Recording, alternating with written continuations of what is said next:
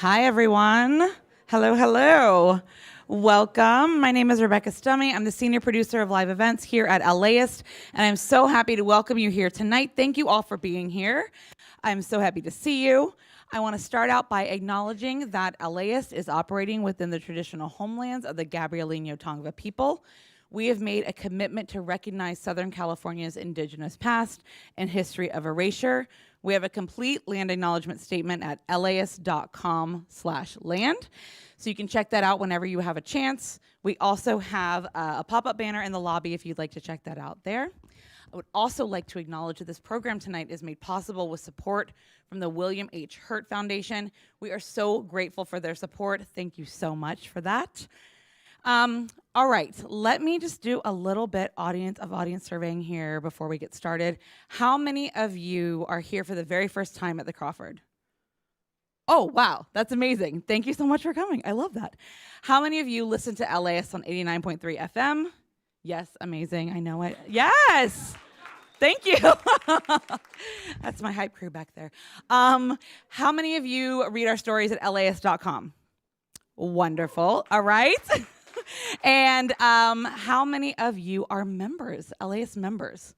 Oh, wow. I love that. That's fantastic. Well, thank you. You're all doing great. But if you have a little bit of homework tonight, just go ahead and set your browser. When it opens, set it to laist.com. It's that easy. You're going to get breaking news. You're going to get deep dive stories, amazing reporting. You can find out about all of our events there. Also, if you feel so inclined, you can go to laist.com/give and help us out. You all may have heard that these times are a little uncertain for us in terms of our funding situation. So anything you can do to support us helps us bring you the reporting that you need for living here in Southern California, and also do great events like this for the community and to get you all here at the Crawford and at our station. All right, we appreciate you very, very much. So tonight, we have a great program for you. And before we get started, I just want to remind you that emergency exit, in case of emergency, you can exit back the way that you came, which is through the doors behind you. And then behind these curtains, there are also exit doors. And if you wouldn't mind right now, just silencing anything that might make noise during the program. We are recording for broadcast tomorrow morning. So if you want to hear that on air, you can do that. But we want to make sure not to interrupt the recording. And I think that's enough of me. So without further ado, please welcome your host for this evening, the host of AirTalk, Larry Mantle. Thank you very much. So good to have you with us tonight. Obviously a very serious topic, and one I know that has affected many of you that are here this evening, and I really appreciate you coming out for our conversation.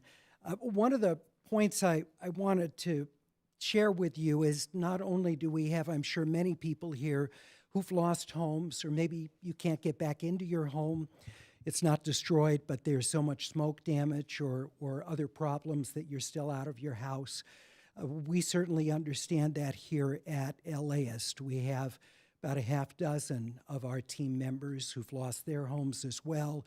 We have others who haven't been able to get back into their homes for the reason we talked about. So this is very close to all of us here as well. I think for myself, I know more than 30 people personally who are pretty close to me who, between the two fires, have lost their homes and much of the physical manifestation of their life before. If you're a regular listener to AirTalk, you know we've devoted hours to this. This has been very important. We're going to continue to do it on the program. I want to say something tonight I don't think I've ever said before one of our programs, and that is this was a challenging program to produce. It's such a vast topic, and to try and determine what we take on tonight, what the emphasis will be, what questions I'll ask of our guests was very, very difficult because of the scope of what we're talking about. So you may leave tonight's program, in fact, it's likely you will, and feel like there's so many questions I had that weren't answered. Why didn't you ask? I totally understand that, but in consultation with people who live in Altadena, who live in Pacific Palisades, I've done my best to talk with people and to determine what are some of the biggest issues to discuss. We'll do our best to cover them during what will be a very, very brief hour. With that in mind, I also ask that you please respect our panelists. I know that emotions are running very high. I can't begin to imagine what many of you have gone through, but I would just ask, please, if you're frustrated, if you feel like you're not getting an answer that you'd hope for, to please be gracious and please respectful of our panelists this evening. Well, thank you so much. We had an opportunity for people to write questions. If you've had a chance to do that, that's great. We look forward to asking those questions in the breaks between our two panels. All right, we are ready to get underway this evening. Our first panel will be a 24-minute conversation. Let me bring out our panelists for this first part of the talk. Joining us are Dr. Muntu Davis, LA County Health Officer. Dr. Davis, thank you for being here. Los Angeles County Supervisor Catherine Barger, thank you very much. That's Dr. Davis. This is Dr. Davis. And also with us, Mark Pastrella, who's Director of LA County Public Works.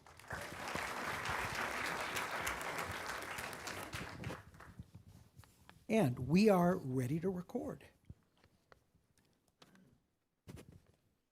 Welcome to an AirTalk live event from LAist Crawford Family Forum in Pasadena. I'm Larry Mansell. So good to have you with us this evening. For the next hour, we'll look at Altadena's road to recovery and rebuilding from the second deadliest fire in Los Angeles County history. The Eaton Fire started the evening of January 7th, driven by powerful sustained winds that gusted to hurricane force. At least 18 people were killed. Thousands of buildings were destroyed, the overwhelming majority single-family homes.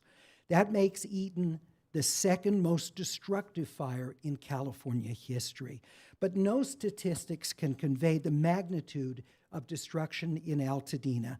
It's a community beloved by residents for more reasons than we can detail here, but you'll hear a lot of love for the community. Our plan is to also present a program focused solely on the Palisades fire. That will be at a later date, and we'll look at the future for that portion of Los Angeles City. We begin the hour with the Director of LA County Public Works, Mark Pastrella, LA County's Public Health Officer, Dr. Muntu Davis, and LA County Supervisor Catherine Barger, whose 5th district includes unincorporated Altadena. Supervisor Barger, let me start with you. Thank you very much for joining us this evening. Thank you. Monday, after I got off the air, I spent 90 minutes driving through Altadena just to get a sense of where the cleanups seem to be. Some lots are fully cleared, even staked, seemingly ready for construction. The board, I know, has just recently created a one-stop permitting authority, and last Thursday, Habitat for Humanity got the first construction permit. So do we have any others beyond that one, or what is taking so long to get these processed? That is a good question, Mark Fistrella. No, you know, I've said this. I've always felt that the permitting system is broken. And the fire highlighted just how little housing inventory we have for those that were displaced. I talked to people that were paying $13,000 a month for about a 1,100 square foot home. And that's because there was not enough of supply. And that was not even price gouging, by the way. That was already in play. And so I'm hoping that this is an opportunity for us to hit the reset button and realize that we need to do a better job. And we need to respond in real time because people are expecting us to respond in real time. That's what I would want. And that's why this motion that we brought in, Supervisor Horvath and I, is going to be focused on the survivors.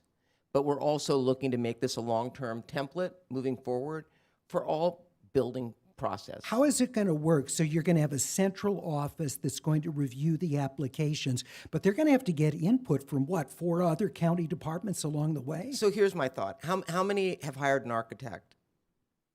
And your architect has a license, correct? And the engineer that the architect works with has a license, correct? And so to me, and I've said this to Mark, their license is because they know what they're doing.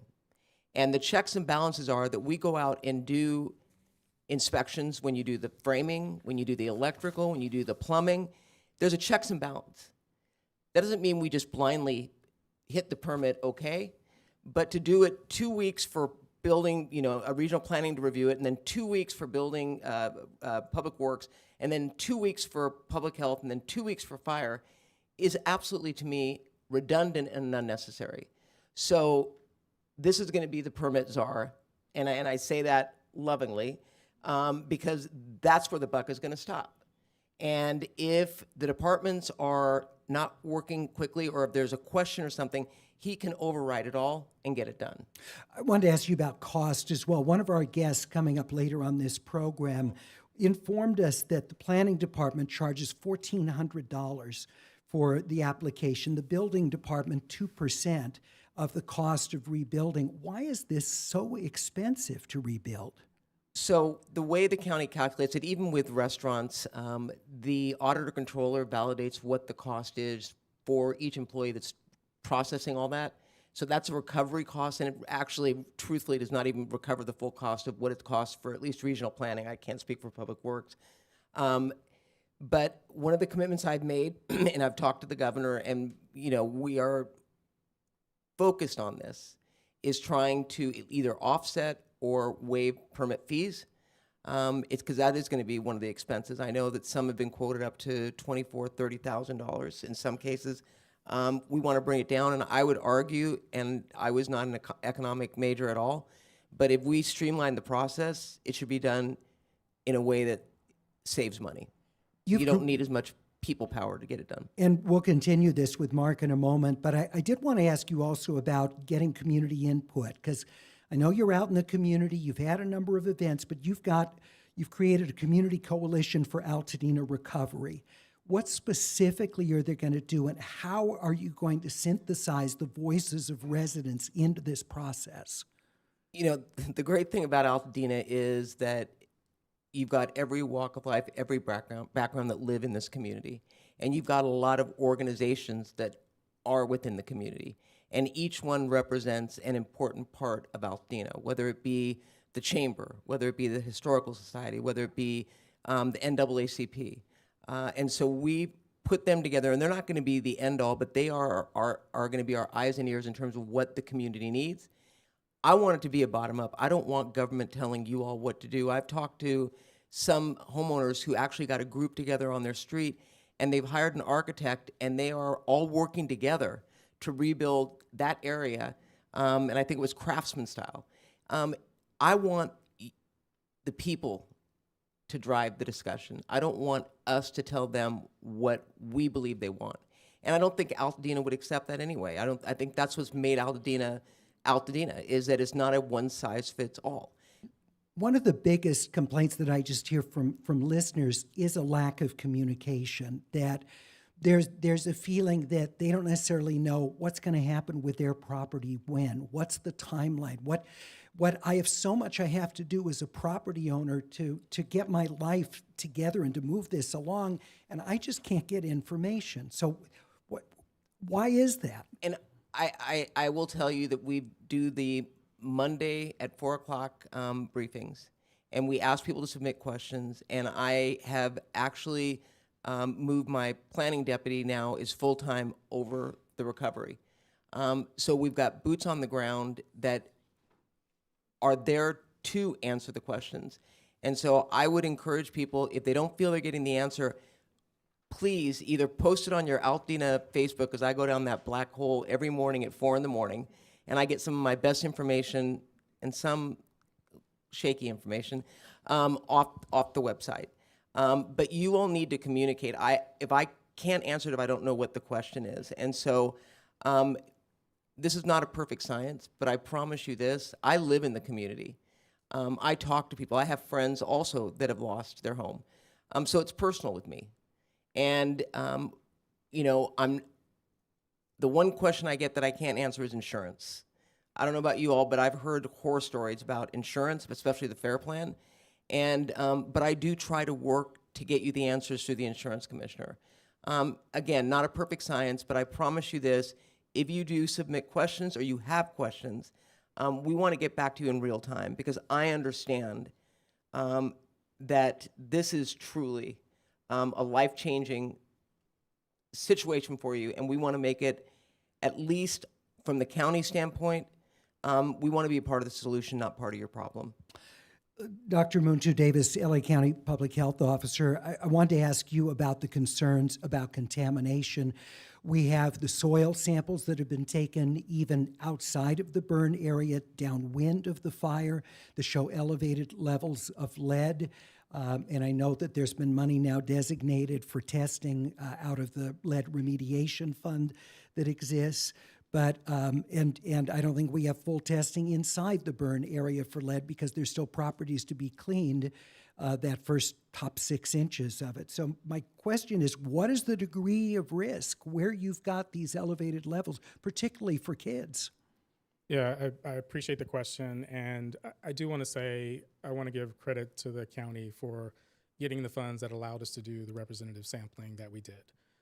Remember, there was a long conversation about, stuff not getting tested, and the plan that we were able to come up with and the support that we got was doing stuff before remediation, before phase 1 and phase 2, and will be some after as well. So in terms of the risk, so the representative soil samples that we took were really looking at different property conditions, both within and just outside of the fire zone, to try to get a sense of what might be the case. And the samples that we saw downwind of the fire in terms of the Eaton area showed higher percentage of soil samples that exceeded the screening level for lead. Now, the screening level is just to say you should probably do some more assessment to figure out if there's really an issue or not. So it's really just a screening test, not a definitive test. And so that was something that we didn't anticipate, and maybe we should have anticipated, because we saw that AQMD had identified lead in the wind in terms of their air samples. And this is presumably from lead-based paints as structures burn, that's released into the air. Presumably. So if you think about it, you've got stuff that's burning, you have a hot air plume, it always goes up, and then it travels with the wind. We had pretty high winds. And so presumably that's where it came from. And understand that there was a study, I think, by Caltech that said about 90% of the homes in the Altadena area were built at the time that did have lead-based paint. So that's presumably the source, although there could be other sources. Now, the question of risk. Lead exposure typically happens when you put your hands in it, you've got it on your hands, and you get it in your mouth. That's typically. And so we would anticipate, especially for kids who may be out playing outside, and if there is lead-contaminated soil, that could get into their system and be at a high enough level that it causes some developmental delays, some issues with learning, and other things, as well as for pregnant women. It can cross the barrier in terms of getting into the growing fetus as well. So those are the risks that are a part of that. Now, in terms of individual properties, that's the real question. If the screening level is above, it doesn't necessarily mean that cleanup is needed. It doesn't even necessarily mean that the whole parcel is contaminated. And so there's more testing that would need to be done, and that's what this additional funding is to try to help do, is to get a better sense, understanding that this area, there's a higher percentage of samples from various parcels that showed lead, that there's potentially a higher risk in those areas. So when you say it's screening, do you mean it's possible to be a false positive, like a medical test can return? In some cases, a screening test can give you a false positive, or is it indicative that there likely is an elevated level of lead, but you just don't know if it's to the degree where it's a practical hazard? So I would say this. So if you look at a parcel and I take 5 samples, and it happens to be that 3 of them were in a certain area and there was lead in that area, but the rest of them in other areas are not. So that's the question. So it may be that the samples and where it was taken, there's lead in those samples. That's definitely lead there. Definitely lead there. But is the whole parcel contaminated? That's the question.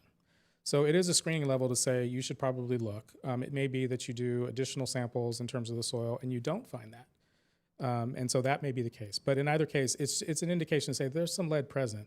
You should probably look and see how much and how far within that parcel. So if you were to test in areas with significant amount of older homes that presumably have lead-based paint, would you find lead in the soil even independent of the Eaton fire, or is this pretty clearly a result of the plume of the fire? We think this is pretty clearly a result of the plume of the fire. Given again, lead-based paints inside of the homes that did burn, given the dynamics of hot air and the winds that happened and ash and everything blowing around. This did follow the wind pattern as well. Now, what's interesting is when you do look at what we did show in terms of our town hall, when you look within the fire area, you don't see those higher screening levels, and that's where the houses were. So it's To not. what do you attribute that? Again, up in the air, blew over. Okay. So again, sort of a hot air always goes up. So the temperatures were so hot, I think in a lot of instances, that a lot of things burned up. And so when you look at the soil samples for the Palisades fire, you don't see this same pattern. And sometimes with chemicals, when it's really, really hot, they'll just get destroyed. And so we think that that's really what happened. But this is metal. This is lead. It's not going to just disappear. You know, it's going to go up in the air, and then it's going to fall once it loses wind. Dr. Davis, what then, I'm sure we have parents here thinking about, maybe next year they're going to be looking to send their kids back to school in Altadena. And Pasadena Unified School District is, I know, doing tests, trying to make sure properties are remediated. But should parents be concerned about the potential for contamination of school sites in Altadena? Yeah, there should be a concern. However, remember, we're talking about soil. And a lot of schools are asphalt. And so it's a different dynamic in that regard. And so really, I think the schools will do what they need to do in terms of testing and sort of looking to see if that's there. And hopefully they get some answers, because I'm sure a lot of people in the school community want to know. Right. And also, I think it depends on how things are rebuilt. So if you're covering up the soil, then there's not going to be necessarily that risk. So there's a lot of things that come into play. But yeah, it should be a concern, and you should look. All right. Mark Pastrello, Director, LA County Department of Public Works. And Czar. Yeah, I got a new title today. Yeah. Well, thank you. We're glad to learn of that new title. So how quickly are you going to be able to process these applications?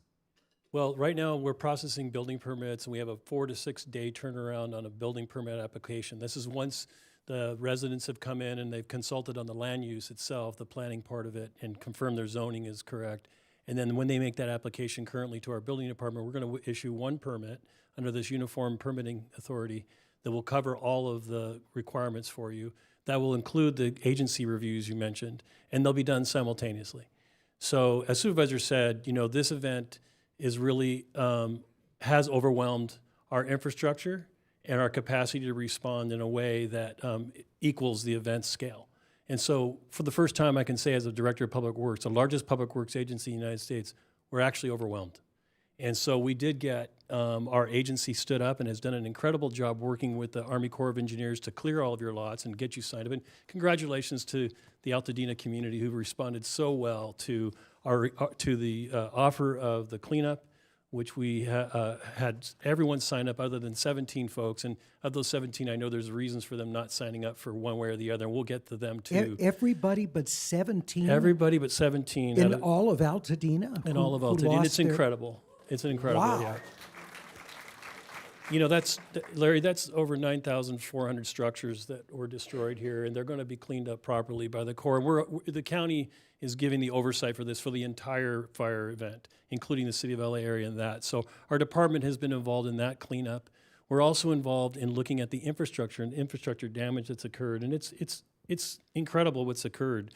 In Altadena, we have 82 miles of roadway destroyed or in some way damaged, 500,000 square feet of parkway concrete, a bridge, 16 traffic signals, 150 street lights, 3,000 traffic signs, 850 street trees alone.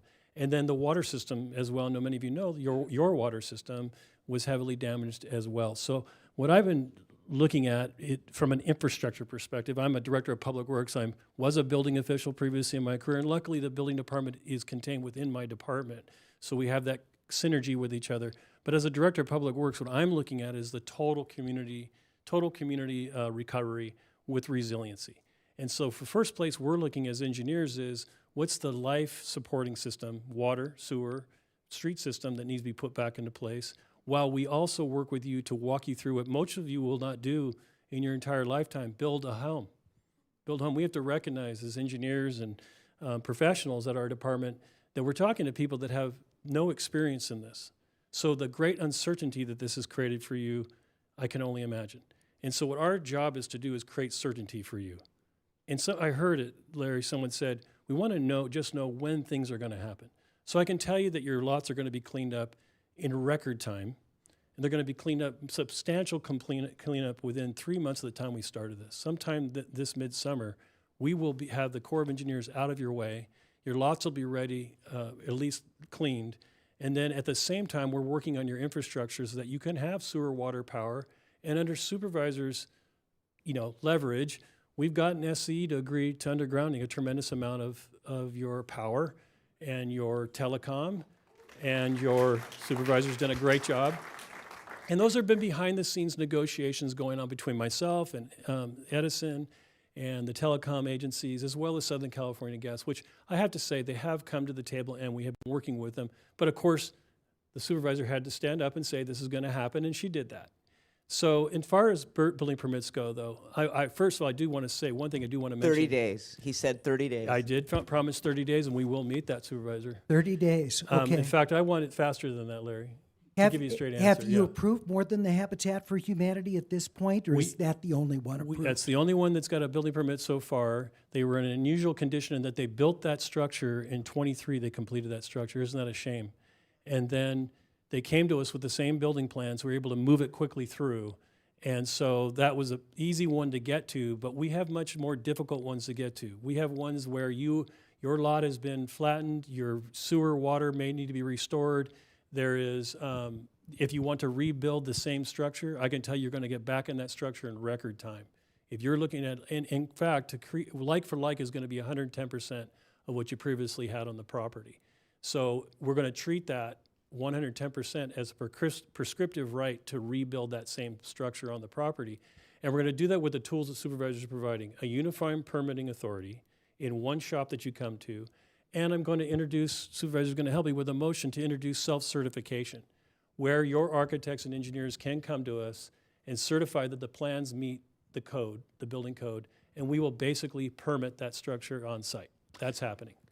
Well, this is great news to hear. This is quite comprehensive. And, what often governments make promises they're not able to keep. So, what if you're not able to keep to this timeline, you're going to be straight with the residents, come out and say, here's the reason why I'm not meeting the 30-day guarantee on approving the permit process? Larry, I asked for the position that supervisor has given me. And my whole career has been about being honest and building trust with the community. So I'm looking to building trust with you. It is somewhat personal to me after 38 years, losing my own home in a fire in Camarillo as well, and as a child losing a home. I know the frustrations of that. I became an engineer for this very reason, to solve these kind of problems for people. At our work, what we do, again, is try to create certainty Mark, for just you a little closer. and hold myself to the standard. But there will be situations, Larry, that we run into.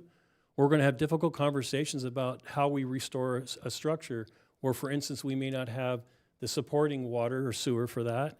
We're looking and analyzing everybody's home right now, by the way. I know a lot about your properties. We're doing a ton of work, GIS work on your property with new tools. We're using AI, by the way, to answer who can build back what based on what you previously had and what is available. We're going to be prioritizing people where it's easy to get through, and we're going to be calling you. And that's the other thing I want to do, and with your permission, is to survey you about who actually intends to come back. Because those of you who intend to come back and rebuild, we want to prioritize you in the permitting process. We want to get the culture back of, as Supervisor said, of Altadena. And the way we do that is we bring back the people and the places and the environment that existed before the fire. And so we have a comprehensive watershed approach as a department to recovery for you that includes sewer, water, all the utilities, and your homes. Can we talk about water supply because of that damage to the reservoirs and the water system, some of which was melted as a result of the intensity of the flames? What's the timeline? I know you're dealing with multiple water districts, so it's complicated. We are. So what's the timeline for getting the potable water running again? So I've been working closely behind the scenes with the 4 mutual water districts that operate here and serve Altadena, Larry. They are mutual water associations. The water is actually owned, and some of you know you're shareholders of that water. So it's an interesting case because our residents own their own water districts. And so these districts did suffer, mainly their reservoirs. suffered major damage due to the fire. Many of them had wood structure roofs to them. Those burned and fell into the reservoirs. What the reservoirs do is they supply you a water supply. They restore water so that we can supply you water for a duration of time. Your water is becoming cleaner and cleaner each day because we're able to treat that water. That water's imported water, by the way. It comes from Metropolitan Water District from the state and comes through the system. So I've been meeting with the presidents of the 4 water districts. I just had a meeting with them last week. We have defined where we believe we can start to serve you. Many of you already have clean water, can drink your water already.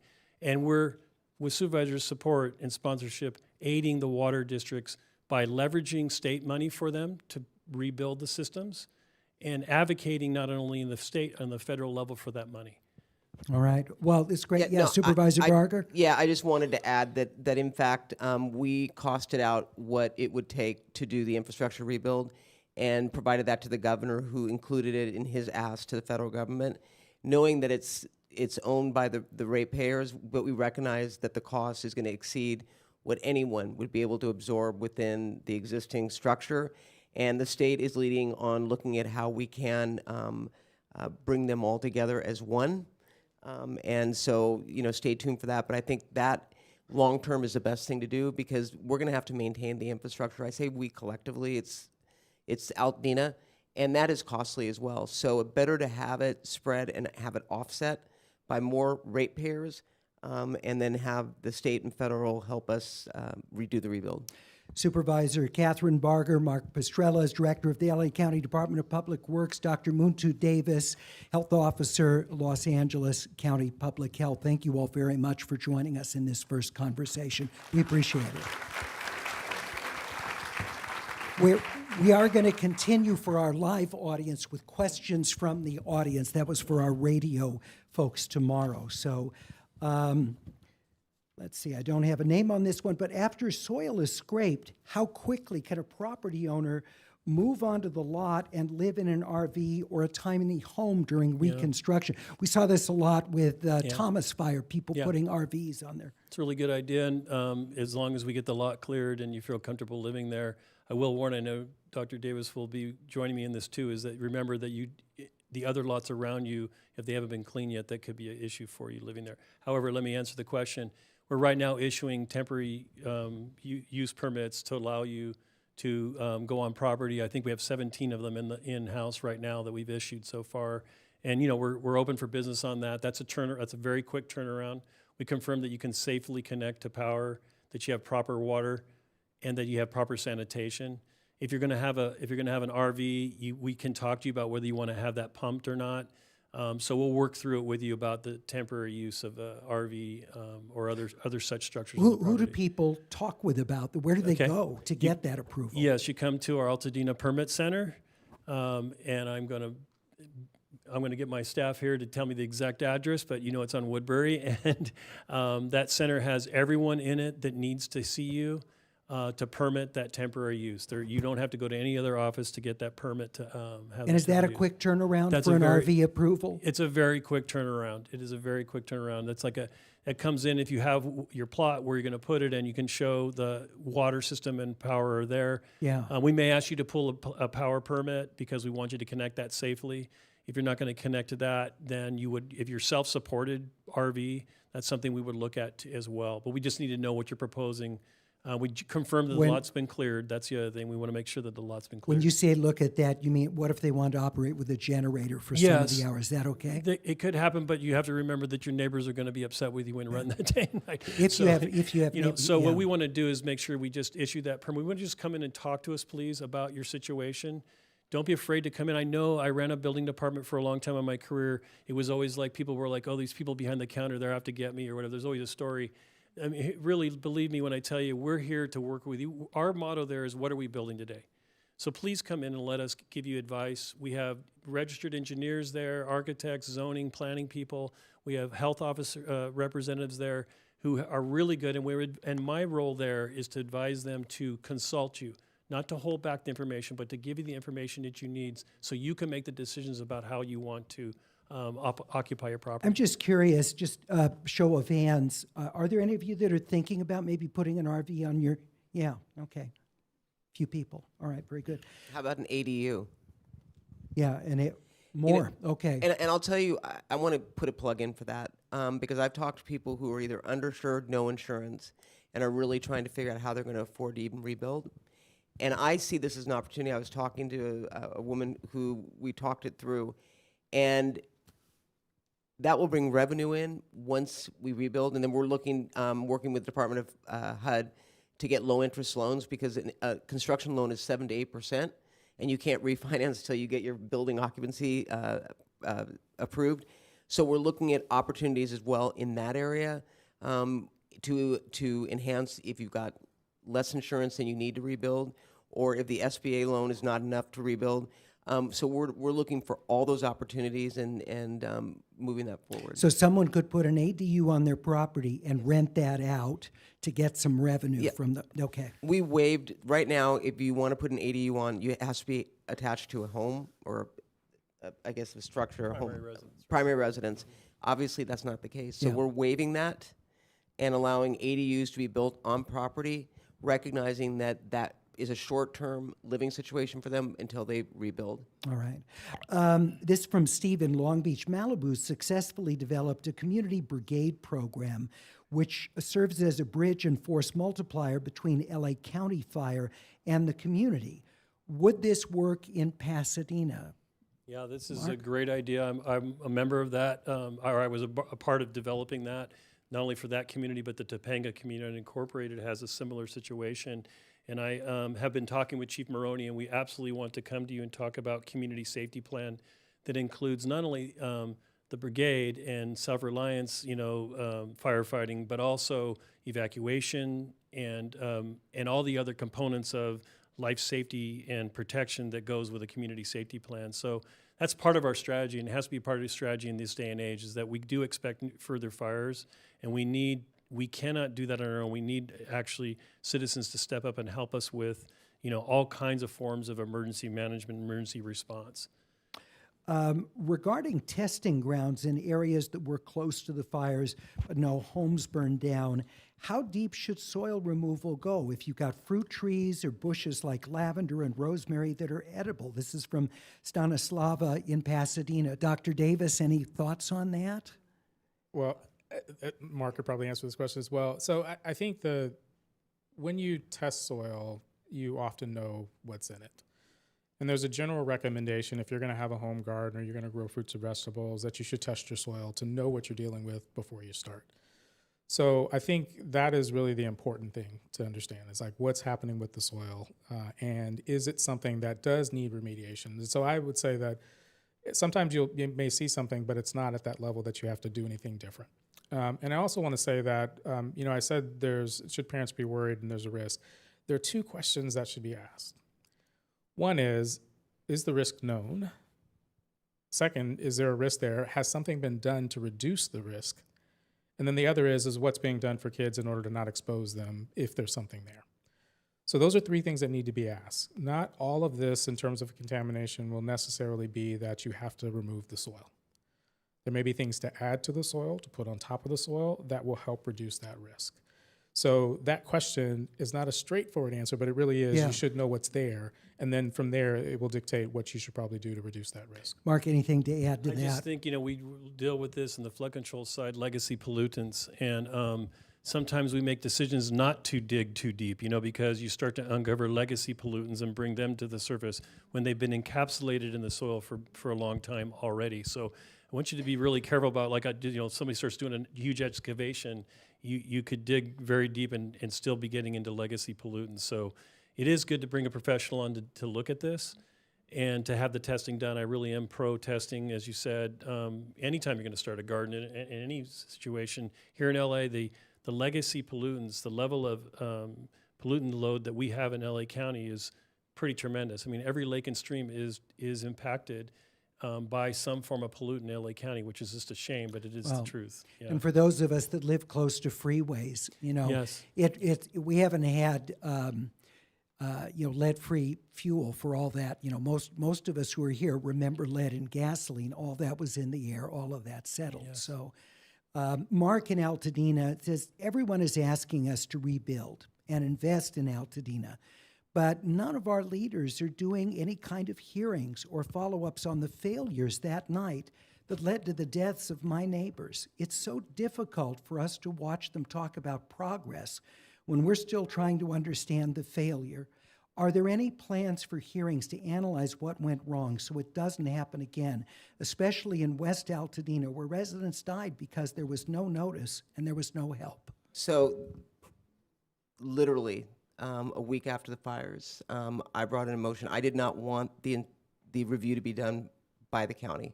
I felt it had to be done outside, independent.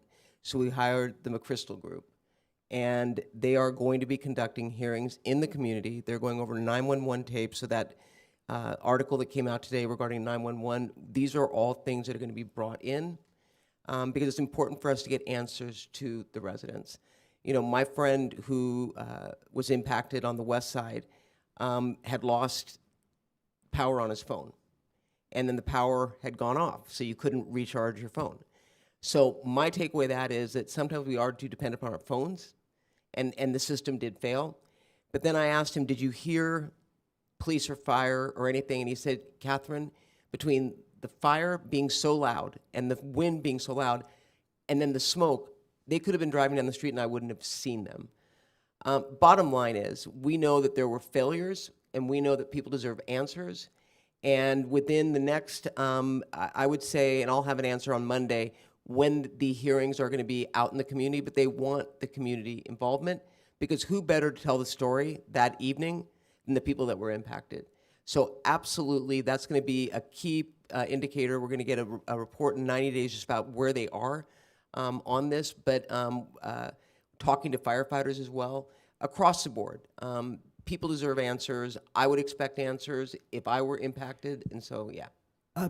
You know, the staffing level, too, is cause for concern. You know, this morning on the program, we were talking about LA City and multiple problems there in fighting the Palisades fire, including a lack of pre-deployment with the heavy winds, a reservoir there that was being repaired and so wasn't filled. But in Altadena, concerns were even very early on that county and Pasadena firefighters were overwhelmed. Obviously, the winds were howling. But do you think that there were sufficient personnel available to fight a fire of that magnitude, looking at county and Pasadena resources? So we knew there was a red flag warning, and we knew that it was not a question, it was a question of where. Because typically we have fires, and we knew that we were not going to be able to put fixed aircraft up to fight them. So Chief Maroney made a decision to hold over every single firefighter the evening before. So we had full staffing across the board. But then the question is, where do you deploy them? Where is the fire going to happen? So I can tell you, and Chief Maroney, if he were here, would say the same thing. Our issue was more about the water pressure, because when you look at the fire hydrants that were in play, and then evacuating, we had a skilled nursing facility that needed to be evacuated by about, I think it was close to 600 people. And so that was occurring. But the bottom line is that Chief Maroney stands behind the decision to keep everyone at work, stationed throughout where he knew the hot spots were, up in the North County, Agua Dulce, Acton, Castaic, which we had a fire in Castaic right after we got the Altadena fire started up there. So, but again, that will also be part of the deep dive that Maroney will do, which he did on the Woolsey fire, to find out lessons learned from that. And that will be, I'm all about transparency. What about the lack of water pressure? What were the causes of that? Yeah, you can answer, but what I'm told is that the fire hydrants were all in use and was drawing so much water pressure, and you can explain it better than I do, but the water system up there is not, it's old. It's antiquated. Well, I got a strong opinion about this because I've been in water my whole career. So I wanted to tell you that there is no municipal water system anywhere in the United States that could fight that many fires at that time. How many structures are on fire? They're not designed that way, folks. If we wanted to design them to fight a massive multi-structure, hundreds of structure fire, we're going to need a lot more storage. So this PDS we had, which is unusual, low humidity with the high wind, incredibly unusual event of that nature. And you watch, HPDS we had a fire. We had the Franklin fire, we had the Camarillo fire, which is around my home. Then we went to Franklin, then we had this big event. And the water systems are built for your drinking water supply and for 1 or 2 structures in your neighborhood to be on fire at one time. That is the truth of it. And so there really wasn't any water pressure or time that was going to fight this fire to suppress it. Do we want to do something? The question will be from community is, do we want to build a bigger water system for the next time? Do we want to spend the money to do that? Is that the right thing? Really the right thing in my mind is yes, make it more resilient, don't have it burn down to the ground and lose the reservoir, but let's also look at our hardening. Let's look at the management of the forest land and the urban interface. And let's have that whole approach to fire suppression in an area where we know this is going to occur again. We will have fires again. And like could this. you, at least for the roof of the reservoir, have a non-combustible material for it? Absolutely. In a fire area? Larry, I didn't say that was a mistake. That was a major mistake. Those water systems have not been invested in properly over the times. Well, and that, as you know, that's not the only one. I've seen other reservoirs in the San Gabriel Valley with wooden roofs in high fire areas. Yes, the infrastructure in the United States is underinvested in, that's correct. Is there any way early on that fire could have been contained? If firefighters had gotten there a few minutes early, I mean, is there any way it could have? So I will just tell you what Chief Maroney told me, and I know I live in the area, and I don't know about the people in this room, but that night I've never felt the kind of wind that I felt, to the point where I looked at a tree in my backyard to see if it fell, would it fall in my bedroom? And that's how strong the wind was. And when I went to bed, my windows were literally shaking. So the short answer is Chief Maroney will beat himself up over this probably the rest of his life, because he said it's in his career, he has never seen a fire like this. It took off in ways that he had never seen. I mean, he said there were embers the size of softballs flying through the air, traveling miles, and then starting fires, spot fires everywhere. And the frustration for LA County Fire is we could not send up our air fighting, and that is our strength. We have, by far, the best, I know definitely in the state, but I would say in the nation, as it relates to fighting fires from air. And that's why we are doing mutual aid up and down the state. Well, we saw that with the Mandeville Canyon fire just a few days later, where they could attack it by air and strategically got it all contained and out. And I've talked to some of the pilots for the air ops. That was the hardest part for them, is not being able to go up. And so if you watched when they were trying to contain the fire up in the hills and it was still windy, if you watched those firefighters that were flying up there with such precision, because they were determined not to let this fire continue to spread across and go. And they were doing it it's 40 miles an hour or more, they will not fly. And so they were grounded. It traveled so fast. I don't know. I mean, I'm at a loss, because it's a hard one. I can't answer that simply because I have to depend upon the people that have been in the business doing firefighting, who have told me that, and believe me, I went up and talked to firefighters up in Altina, and if you all don't think between the firefighters and the sheriffs up there that they're not beating themselves up, I will tell you that this is personal for them too. They know individuals that died. And so this is not something we're taking lightly and saying, oh, well, next time we'll do better. It's not that easy. And so I just really want people to know, and I take time to talk to the sheriffs especially, because they were literally in the middle of chaos. There were people that didn't know which way to go because the fire was so thick, they got disoriented, and they didn't know where to go to evacuate. And I talked to one sheriff who got very emotional because he wasn't sure that people were going to make it out, because he was telling them to go, and they didn't know which way to go, and they were panicking. I want to thank you all very much for talking with us this evening, sharing all this information, and also sharing with us the news that tonight that Mark is going to be the czar on this for the permitting process. So you've seen the news being made. Thank you all very much for being with us. Supervisor Barger. Mark Pastrella, Dr. Muntu Davis, thank you very much for being with us.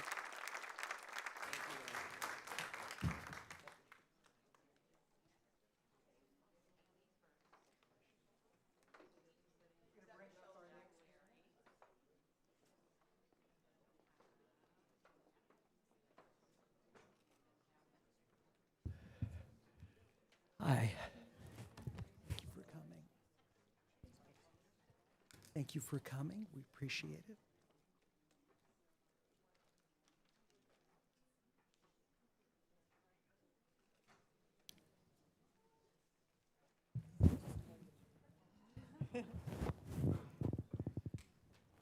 Jasmine, thank you for joining us. We appreciate it. Oh, wait. Thank you. And Juliana, thank you very much. All right.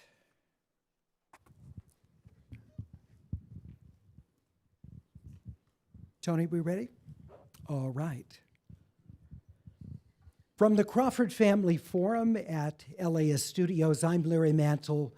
We're listening to a live program totally devoted to the Eaton Fire's aftermath, to the recovery and rebuilding of the community. We have a full audience here in our Crawford Family Forum, many of whom have lost their homes or in some cases live in Altadena, haven't been able to come back or are back in the community, but a dramatically different place. And it's going to be that way, obviously, for some time. In case you missed the earlier portion of the hour, we invite you to listen to the full program wherever you get your podcasts or at LAist.com. Joining us in part two of the program is Amy Christopherson Bolton, who's president of Christopherson Builders.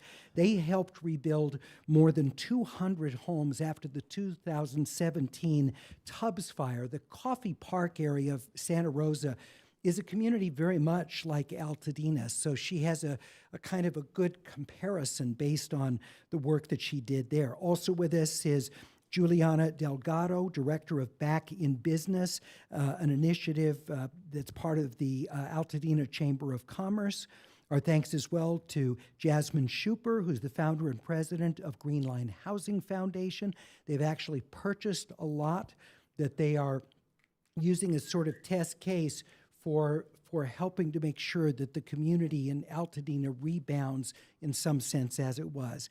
And our own LAist science reporter, Jacob Margolis, with us. Amy, let me start with you because I know your firm is opening up an office here in Altadena.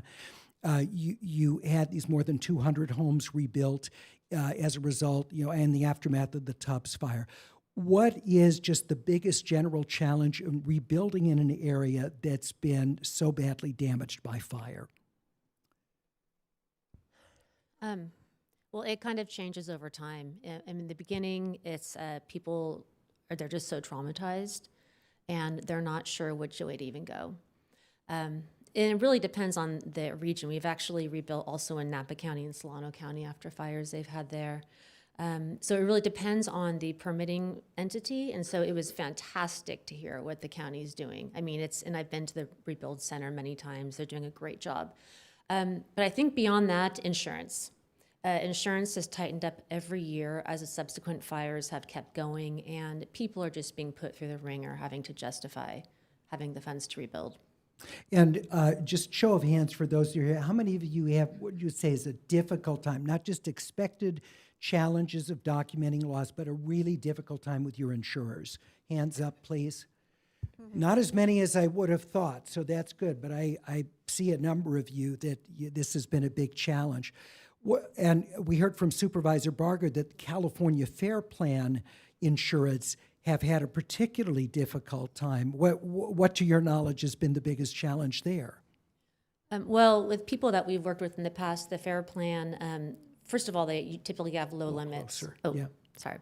They typically have lower limits, but also often they don't have that additional extended coverage. So typically when you have a total loss, you have just the base, replacement value, but then they'll usually have what's called extended coverage, and it's just recognizing that a home built today is more expensive than a home built, 1990.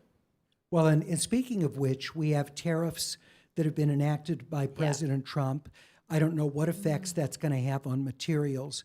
We have immigration enforcement, which may have a significant effect on the labor force in construction. Do you have any sense of how these are going to affect the timelines and the costs of rebuilding? We haven't seen it hit yet, where we're building actively right now, but it's absolutely something that we're concerned about. I think this area here, you guys have so many transportation pathways in here. You know, you're able to pull from a lot of different areas. You can pull from other states, from southern, further south, further north. So I think you'll have more of a fungible labor pool here. But material costs and the tariffs, that's something I'm quite concerned about. I was talking with another developer who did a lot of work up in Coffee Park and other areas after the Tubbs fire, and he said that the labor force for building there came from all over the West. You had people from Pacific Northwest, from Arizona, that you anticipate that's what we're going to see here? I think they'll have to. You know, it's gonna take a lot of home builders coming here and doing what they can to get the community back. It's not something that you can mass produce. You know, every home is going to be like a little mini custom home. It's going to be very labor intensive, and you're going to need a lot of home builders to come. Altadena is a place that also has a lot of unique architecture, significant architecture. Some homes are, I live in a home, so I can say this, essentially a box. I live in a home like that. But there are in Altadena, there are a lot of homes that they're going to cost more because of the features of it. So, what do you say to people like that as they try and figure out how to afford to rebuild when they have a notable home they've lost? You're absolutely right. Those beautiful, gosh, the architecture down here is just amazing. It's beautiful, but it's also very expensive. Those gorgeous, wood trim, the swooping cottage, all those things are very difficult and expensive to build.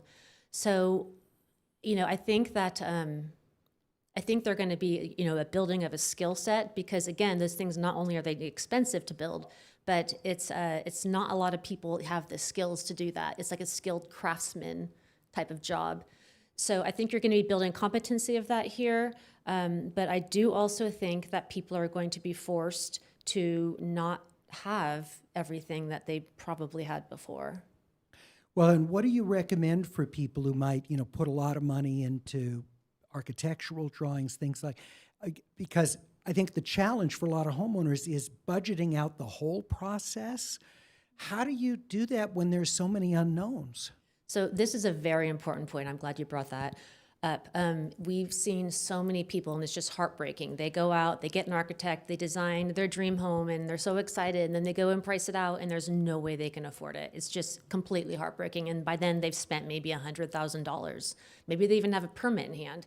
So it's super important to partner with a builder in the beginning in some fashion, because as you're going through the architecture process, you're going to be wanting to get that, have it rough estimated as you're going through. So first estimate, if it's too expensive, go back, do some value engineering, or maybe okay, I can add a little more.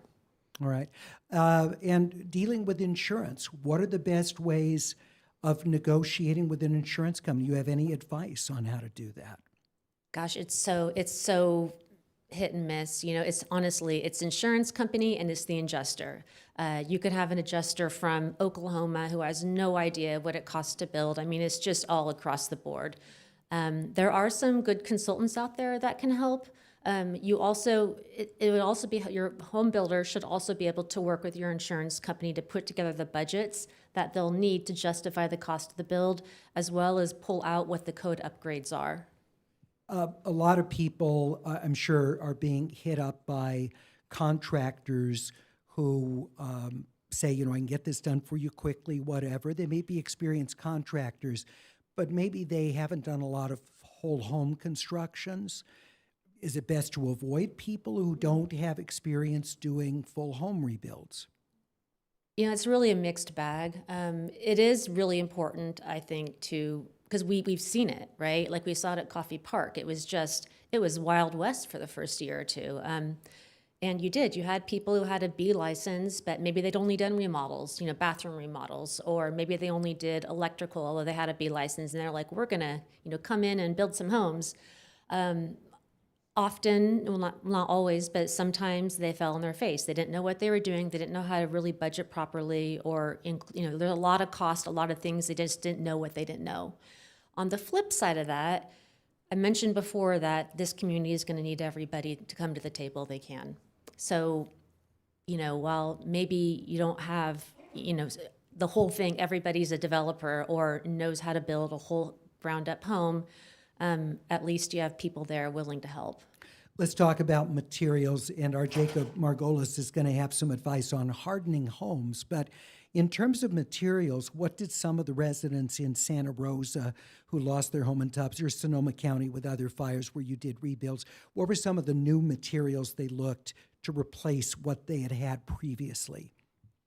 Yes, there's a whole, it's called WUI, Wildland Urban Interface type construction, and it's how we build everything now. So you don't have wood exteriors, you have stucco or hardy fiber. The biggest thing is that, well, there's two really big things, I think. One is that you don't have open eaves. The embers were coming in and they were circling under the eaves and they were catching with the plywood and then going into the attics and then burning. So one, you have the closed off eaves, so you don't have that and you don't have the plywood there. Secondly, you have for your attic vents and also for your foundation vents, you have ember resistant vents.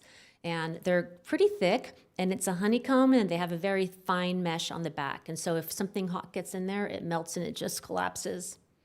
All right, very good.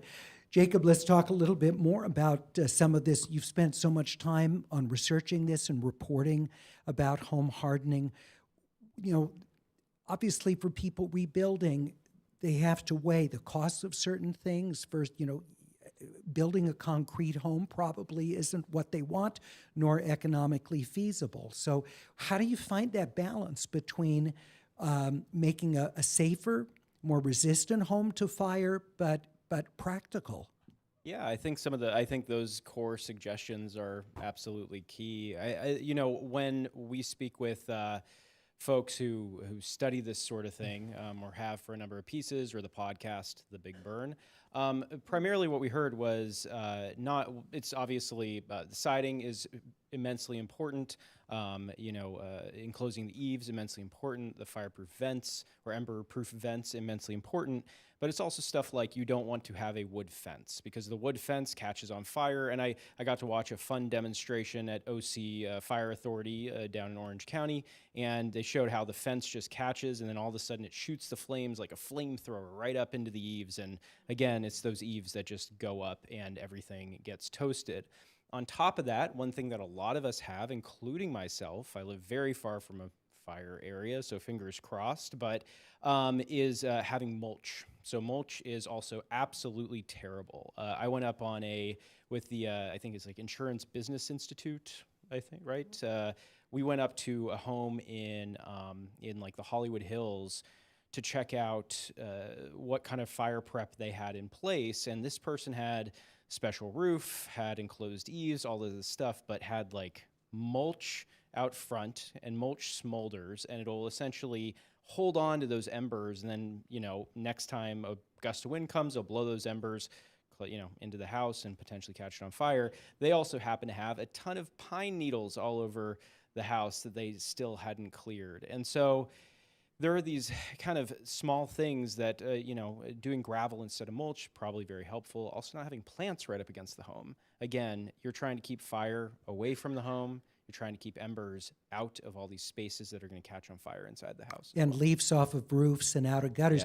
Because even I have a neighbor who has covered gutters, but the leaves still collect from falling trees, even with the covered gutters. So you just got to keep the leaves off the roof too. I mean, maybe it's the same sort of maintenance you do as when you're cleaning the brush on your property, right? You consider it the same sort of must do, because gosh, it would be a real bummer if it went up.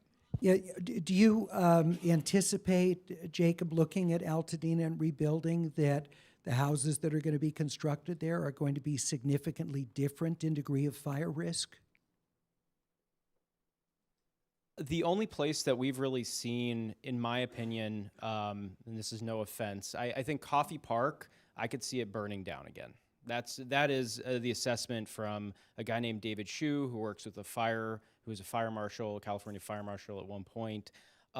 because there were a lot of wooden fences reinstalled, mulch and whatnot. I think that we've learned a lot since then, and I think in Paradise in particular, they're doing some innovative stuff. They're trying to pay attention to some of these things, but this is a lot more dense building. It's a lot more, there's a lot more building to cover. So long, rambly answer is, I will be waiting to see. I think people want to do all of these amazing things, want to build fireproof or very fire-resistant structures. I'd be curious, besides some of these basic things that anybody can do, what the cost would actually be to do something innovative. So for instance, there was a guy up in, whose home burned down in the Thomas fire up in Ojai, I believe, and he was able to, when they installed his pool, actually pipe the pool to a fire hydrant, and he worked with the fire department on this so that they could actually draw on the pool from the hydrant. This is a gajillion-dollar home. It's very beautiful, but he was actually able to get insurance too because he was able to do that as well as a bunch of other kind of fire-resistant landscaping. One of the other things is that I'm really curious to see what kind of landscaping people turn to, because it's very much encouraged to do native style planting, which I do personally at my house. However, those native plants burn. They like to burn, sure, other than oak trees, which are pretty resistant. But so I'll be interested to see. I don't know. We'll see. I think that's a good question for everybody else here, though. Yeah, all right. Jacob Margolis, LAist science reporter. I did want to ask you, Amy, about up in Coffey Park. I assume there was a big debate about how far to go in requiring people to build fire-hardened homes, or do you not try and delay or make the cost prohibitive for people to rebuild? What was that debate like up there?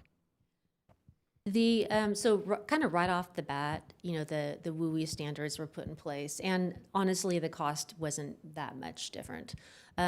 You're right about the fences. So, there's been iterative changes, as time goes on. Really, the local government took the same stance that I saw here tonight, which is they're like, Katie, bar the doors. We're gonna, open up, make this, easy so that we actually do get rebuilt. And Coffey Park has been rebuilt for a few years now. It was fast. It was fast. And then up the hill, Fountain Grove area, I'd say that's probably 85% rebuilt. It's the fancier homes, more complicated. But now, when you have to have an iron gate instead of a wood fence next to your home.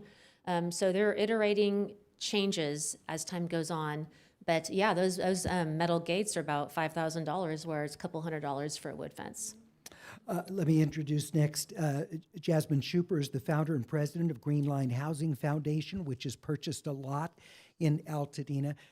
Jasmine, thank you very much for being with us. Let's talk a bit about the philosophy behind this, because as has been so importantly covered since the fire, Altadena is a historically black community. It had already lost about half of its black population in recent years as property values have escalated dramatically. But what is your organization trying to do to keep the important diversity of Altadena? Yeah, so I appreciate you mentioning just the demographic of Altadena and the history, and there is a specific history that informs the demographic of Altadena and how it came to be and why it is such a unique and thriving community, or was. And when you look at the amount of integration, the diversity, not only ethnically, but also socioeconomically, and also diversity of thought that was present in Altadena, it necessitates that be restored, and that there be particular attention paid to how we can prioritize equity in rebuilding as a part of that process. Green Line is undertaking several initiatives in order to preserve that in two phases, recognizing this will be a marathon and not a sprint. And phase one is really helping black and brown homeowners who have lost their home in the Eden Fire to locate, procure, and pay for long-term temporary housing in or as close to the community to provide that housing stability that's so fundamental, and even considering whether or not one is able to rebuild, right? So they don't end up so far away Correct. that then it's That's right. impractical to That's come right. back. That's right. And statistics and what previous natural disasters have taught us,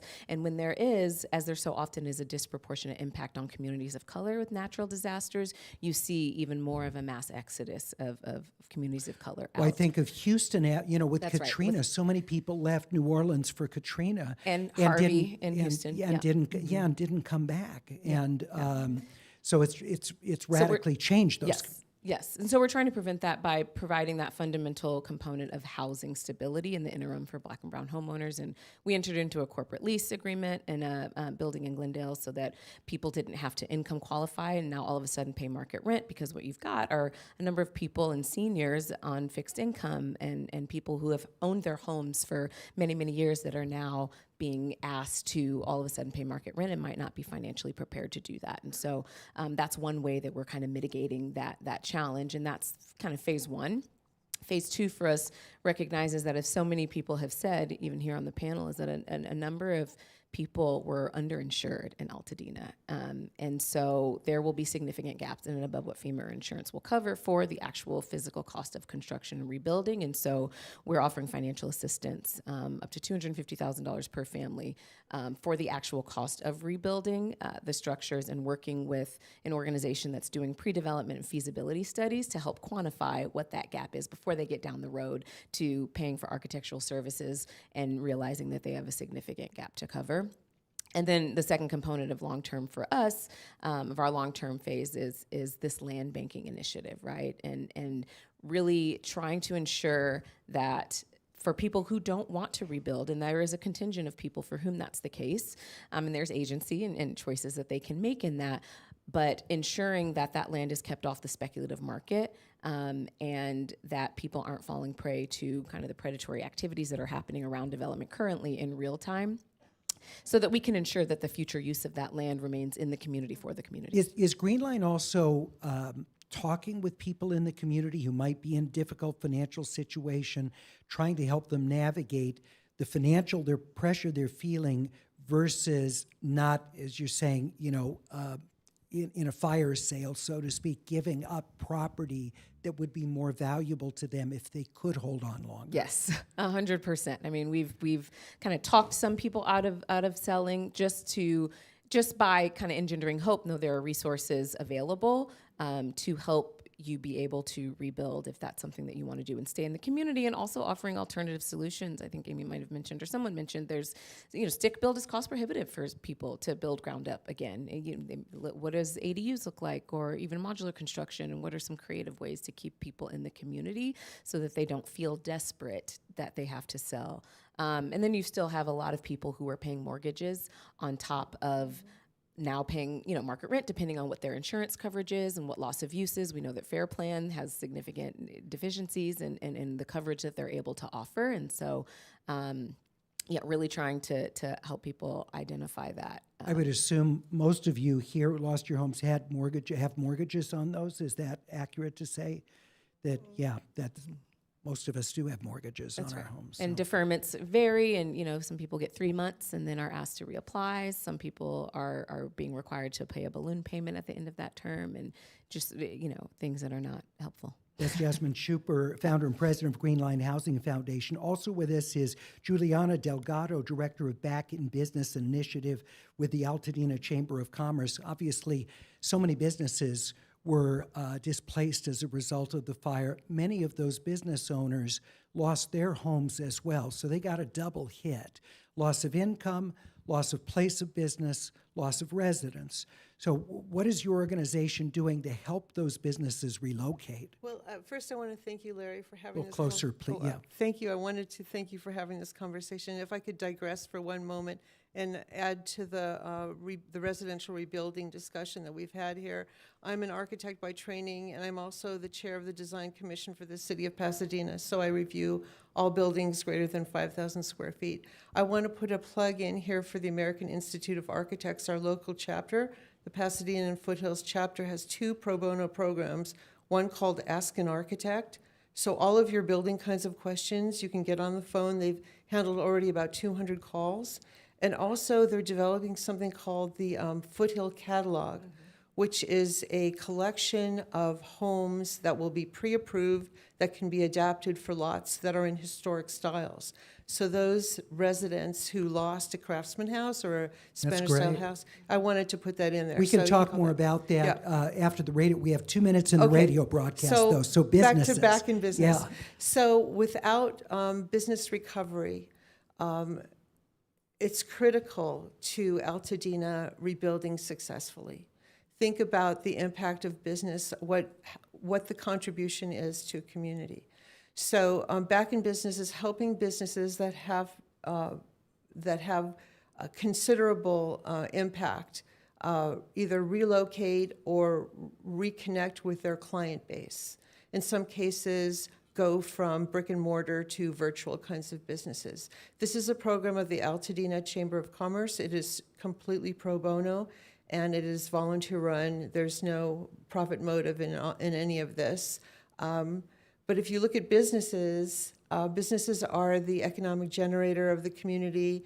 They are the source for labor, for jobs, and it's estimated that about 1,900 employees were displaced. Lost their jobs in Altadena. About 150 commercial structures that are not being remediated by the Army Corps. So it's a whole other conversation to have and a whole other section of advocacy. Are there open commercial units available close enough by to serve the community for people to move into? Yes, that was really sort of the impetus. We started out, we were looking at the North Lake specific plan, which is further south of Lake, and most of the commercial corridor in Altadena is along North Lake Avenue. So we started out this whole initiative by saying, can we move a lot of these businesses into the empty spaces on North Lake? And that's how it really kind of started. And also, how do we get to these businesses? So the Chamber of Commerce and also the county is sort of strapped for personnel. So we said, let's get together an army of volunteers to actually go to the businesses. We can continue this with our live audience here Okay. at our Crawford Family Forum, but I want to thank those of you listening on LAist 89.3. It's AirTalk. I'm Larry Mantle. And in this portion of our program, The Road to Recovery from the Eaton Fire, I've been joined by Amy Christopherson Bolton, president of Christopherson Builders, Juliana Delgado of Back in Business, Jasmine Schuper of the Green Line Housing Foundation, and our LAist science reporter, Jacob Margolis. Thanks so much for joining us. NPR's Here and Now is next.